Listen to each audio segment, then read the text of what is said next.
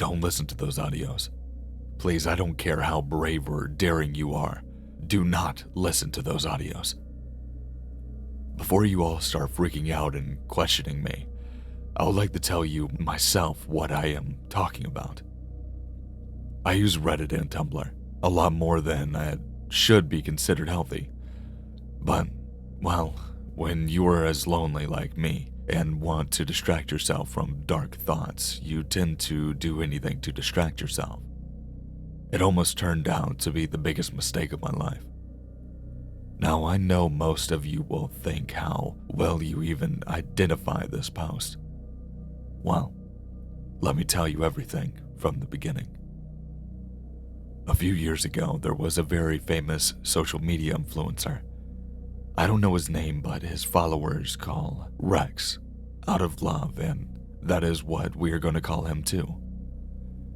The story of Rex's life, from what I have heard, was very painful, but it never stopped him from creating entertainment posts or other adventurous stuff from the reactions of their followers. Rex's mother hated his father and cheated on him with his friends. His father loved his wife a lot, and the betrayal from his beloved friend and wife broke him so much that he committed suicide. Rex was close to his father, and his death broke him. He never forgave his mother after being able to fend for himself on his own. He left his childhood home and moved out to the big city. Rex had a deep interest in psychology. At the time he became famous, he was studying psychology at a university name removed due to the private reasons. Then, one day, his post started to become very depressing. He did have some depressive and anxious outbursts in the past, but then he always went back to being his usual funny self. But this time, the followers could feel something was wrong. One particular post caught their attention. It was a scary post. It wasn't the first time he had posted something related to horror. As a psychology student, he did post things like that. But this freaked out the followers because it was really creepy. In that post, he said that his dad had returned and he was talking to him. The tone was so serious that it gave chills to the readers. They said there was even an audio message at the end that contained the voice of Rex talking to an aged man. Rex called him his father who had been dead for 12 years and was talking to him like he never wanted to leave him. And now that he's back, they will be together. Of course, no one believed him. A few followers who listened to the audio many times claimed that the voice was very creepy. It sounded so lifeless that the one moment they all believed that it was really his father. The supposed voice actor got a lot of compliments. Rex had made a few very close friends there, and they had met each other and collaborated many times. Then his posts stopped coming altogether. One friend in particular was very close to him and even lived in his city. He decided to visit him and check in on him. Rex lived in a very scarce, populated neighborhood. He had a 2-story house surrounded by a lot of plantation. As his friend parked the car, he could sense something was wrong. The grass and the other plants had dried, and the floor at the entrance looked as if it hadn't been cleaned in a very long time. It felt colder, somehow, like there was nothing alive there. The worst thing was the stench of rotting flesh coming from inside. His friend gagged and covered his mouth with a handkerchief. The door was locked, so he decided to break in. All the time he kept shouting for Rex, or Rex's name. No one was there in the neighborhood either, as it was daytime. As he entered the house, the smell became so awful that it was becoming hard for him to even not throw up. He took out his phone and decided to call the police. Rex, where are you? He kept yelling.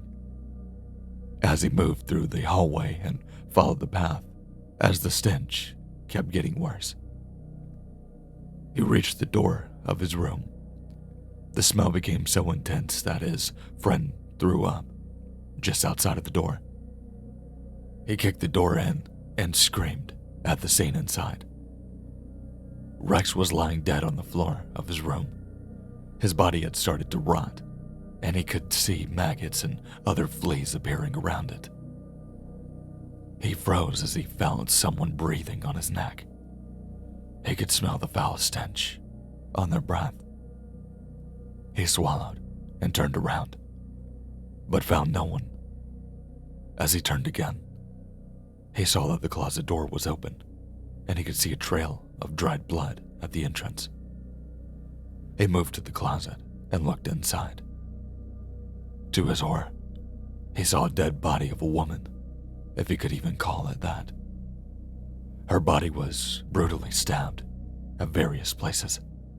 Her eyes gouged out, her tongue had been cut, her lower half had been burned. He jerked back and collided with someone. He thought it was the police officer, but as he turned, he found himself staring into his dead friend's eyes, who screamed and tried to choke him. He pushed him away and ran out of the room and fell into the arms of a police officer who had entered the house. He immediately passed out. When he woke up later, he was questioned and told them everything that I have told you, but of course no one believed him. The police and the doctors decided that maybe the poisonous gases of rotting flesh had shocked his system, and he was seeing his friend dead might have caused him hallucinations. In the post-mortem, the further police investigation, it was found that he had murdered his mother. That woman was his mother, who was on a rare monthly visit to see her son. After killing her, he had committed suicide. This had happened 3 days before he had made his last post. All his followers were broken and frightened by the news. A few days later, a post was made through his account. It contained the same audio tape of his father and him talking, and another audio tape contained screams of a woman, presumably his mother, and a voice repeatedly telling her that she did this to herself, to their son, to them. They said that the voice had sounded like an aged man or his father's. The font, the style, everything about the post was creepy. And the fact someone had posted it was the creepiest. The account had lost followers after his death, and some had blocked it after finding about the post and didn't hear the audios. Unfortunately, some did. Due to the mysterious reasons, all of the listeners died strangely within 7 days. And after a few days of their death, the post appeared on their pages. Some police officers were told to take it as evidence in the case. It was said that the few officers who had heard it died within several days due to the mysterious reasons. The website deleted the cursed, yeah, that's what they call them, blogs, but somehow the post had already circulated, including the dark web. His friend and some of the other friends decided to do something about it. They created the post to make people aware about all of it. The post starts with the line, written in bold characters, "I thought you loved me, baby." Then it contains the 2 cursed audio tapes. If you see this, do not read any further. Refresh the page, block, report, do whatever. But do not read it further. Delete the app. If you have to deactivate the account, but do not go further. Some people tried to create similar posts like this one, but trust me, you will know, because when you see it, you will feel the air chill around you, or you will feel like something bad is going to happen. Last month, an internet friend of mine saw it and told me and our other friends. We like creepy stuff, about it. He reblogged it. I didn't see it because my Wi-Fi wasn't good that day, and I was too exhausted for social media. Then I got busy with schoolwork and forgot about it. I opened my social media website after a few days of not checking, and I saw a lot of notifications.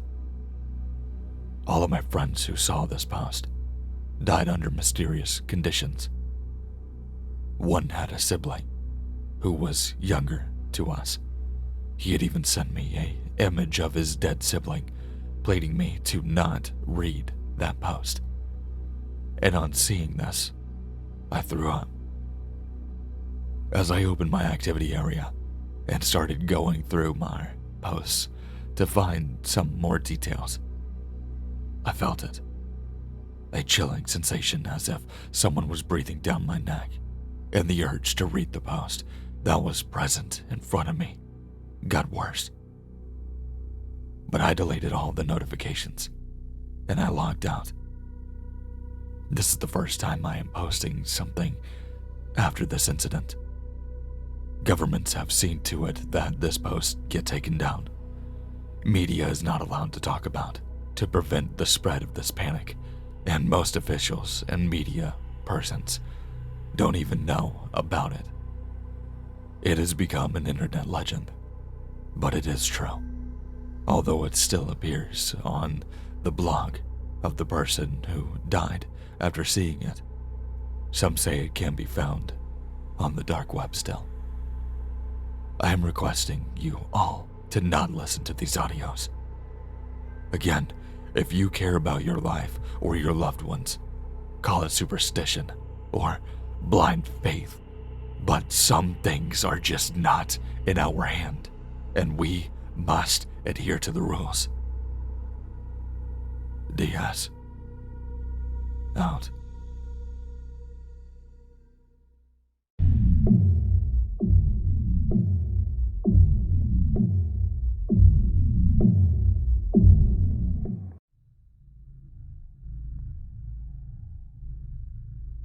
I found an odd game on the dark net. My first experience went like this. I'd caught noise of a game called The White Forest online. It sounded far too generic for my ADD to handle, so I ignored it at first. It only caught my attention when I found it somewhere that I didn't expect, on one of the paranormal forums that I frequent on the dark net, and I began digging in. I made it about 2 miles, saw a sofa, shat bricks, quit. It's odd. You wouldn't think it's that scary, but it really fucks with you. Now, I love horror games, so this had me intrigued. The more I read, the clearer the game world became. The idea was actually very simple. You are some sort of officer who gets a missing persons call, and you need to find the person. You start off at your base, and there's only really one direction to go, into the forest. Essentially, walk straight ahead, except it got much wider as you did so. The deeper you went, the more bizarre the stuff you'd see. The most interesting part about all this was that no one had managed to get more than 4 or 5 miles. Maybe it was the atmosphere, who knows? At that point, they would usually just give in. So, obviously, I downloaded the game. I noticed 2 things at this stage. The first was that I was able to download it so easily, and for free, given that it looks like something you'd have to pay for. If it's an indie game, then they're awfully generous. The second thing was even odder. This game required a second-generation Oculus Rift with the microphone. And if you don't know what that is, it's a primitive VR machine from about a decade ago. Kicked off the whole VR craze. I found mine, dusty but sturdy looking, under the bed, and I strapped it on. The game has no menu, and it just starts you off in the base. Well, it's basically a room with a door. After some fiddling, I had the controls figured out, and soon enough, I got my missing persons call. A man named Mike Rowe is suspected to be a few miles northeast of HQ. Good luck. I thought that was it. All right. I opened the door, and the solitude immediately struck me. There was a white expanse with faint trees thickening up the horizon. Snow fell lightly. The sky was a mellow gray. It might rain, I thought. I headed off northeast. The crunching of the snow was the loudest thing around me. Crunch, crunch, crunch. Eventually, I realized how long a mile really is, but I didn't feel bored, more like I was sucked in. As the forest got closer, I felt more and more drawn in. Eventually, I was actually in the forest itself, and it had become much darker. Looking around, I saw nothing out of the ordinary. No people, no animals, just trees and more trees. I thought I glanced a light blink in front of me, but looking more carefully, I didn't see anything that could produce it. Then it got much stranger. I noticed the faint outline of some familiar structure to my right. I walked closer. It took me a second, probably because it was so out of place, but I realized that I was looking at a fridge. A new one, too. I was perhaps 15, maybe 20 feet away from it, when a sudden vibration blared into my ear. Just checking in. How's the search going? Well, I haven't found him yet. That's a shame. Nothing out of the ordinary down there? Actually, there's a fridge here in the middle of nowhere. I'm just about to have a look at it. Really? Wait, are you sure you want to do that? Yeah, why not? Look, we've been through this already. You don't want to risk it under any circumstances. Hold on a second. Risk what? I don't remember. That's real funny. Tell me when you have something. He hung up. I tried ringing back, but it wouldn't go through. For a moment, I felt genuinely anxious. I pointed my flashlight at the fridge, figured it was just a game. This was the scary part. This is what I wanted, right? Something was really bugging me, though. I felt like the goddamn fridge was beckoning me to come over. It's what it wanted me to do. Crunch. I began to feel woozy. Crunch. Don't want to risk it? Why? Crunch. I stopped. Crunch. And that one wasn't me. I spun around and I saw a horribly disfigured creature stand up. Its eyes were strenuously wide and fixed on me. The air hung completely silent for a moment, and suddenly it darted at me. I turned around and I ran for my life. In that moment, there was nothing that I wanted more than to get away from here, from this whole place. I heard its legs crackle against itself as if it was one of God's fuck-ups. Before I knew it, I thumped into the fridge. We both fell and the door swung open. I tore the oculus off of my head, and I was panting heavily. That was too much. I don't want to go anywhere near that game again. But I wanted to find Mike, and so did the others. I checked the forums later that night, and no one had actually found the missing person. They were beginning to speculate that it was a red herring, just a way to get you into the forest, perhaps. I'm thinking of playing it again later on, but I'm going to take some time away from it.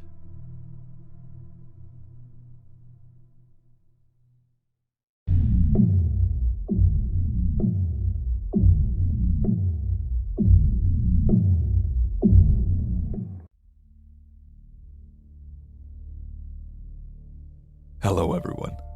I just wanted to give a massive shout out and thank you to a good friend of mine that has joined me for this video. Major shout out to Derek Weber, and also he does have some announcements that he would like to let you guys know about. So, I'm going to pass the microphone to him. Hello, fans of Gemini Reads. Damn. This is Derek Weber. Gemini was amazing enough to record some dialogue for a brand new limited series horror fiction podcast. It's called Shadows in the Pines, and it's a 6-part story about a home invasion with a twist. And Gemini voices probably the most powerful character in the whole series. You can listen to part 1 right now by clicking on the Shadows in the Pines link in the description of this upload. Special thanks to him. He has actually been a very big supporter of me for, God, I don't even know how long. But I do really appreciate him.